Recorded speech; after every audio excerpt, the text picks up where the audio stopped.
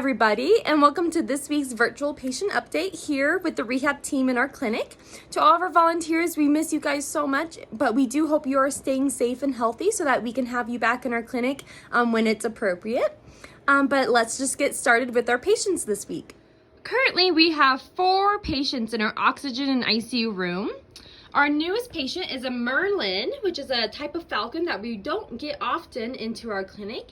He flew into a window and has some spinal trauma. We think a compressed disc in his spine. He is not really able to stand on his own right now with limited function in his feet and legs, but we're hoping that with laser therapy and some pain medication that he will improve. We also have a red-tailed hawk in our ICU that came in missing a couple of flight feathers on its right wing and a soft tissue damage or a little wound by its right hip. And we are treating the bird with some antibiotics and cleaning that wound every couple of days, and hopefully it will heal soon. We also have a sharp-shinned hawk that also hit a window that is recovering from a coracoid fracture in ICU. We did some physical therapy and laser therapy on him today, and so far it is looking like it is healing pretty well.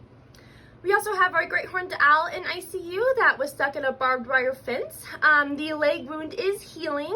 It will still take a bit longer for it to fully heal, but the swelling is starting to go down a lot, which is really good. And then we have 9 patients in our mews right now for a total of 13 birds this week.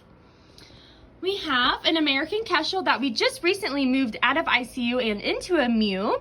She had a fractured ulna from a car strike. The ulna fracture is healing nicely, and so we moved her into a larger enclosure so that she can start flying around, and she's doing really well so far. We also have a great horned owl with a fracture in its minor metacarpal in the left wing. We have started to flight train him, and he is doing pretty well, just not going quite the full distance yet, but hopefully with more conditioning, he will just improve and improve. And then we have 3 Osprey patients still.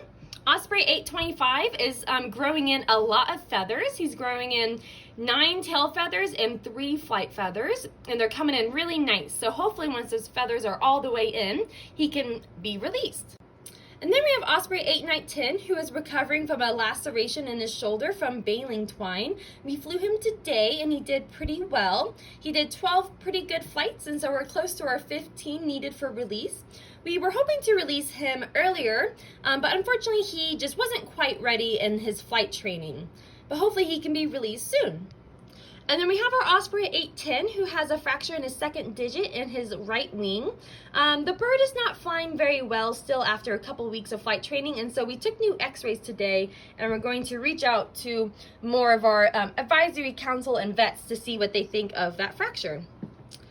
We also flew our bald eagle patient today. She's recovering from a car strike that left a big wound on her elbow. The wound has fully healed, but she still is not quite fully extending that wing at the elbow in flight, but she is doing a little bit better every time we fly her.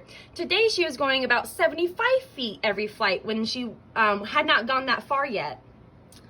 And then we have our 2 birds for possible education placement that we are just waiting on some signatures and to figure out the logistics of a transfer, but otherwise these 2 birds are doing really well.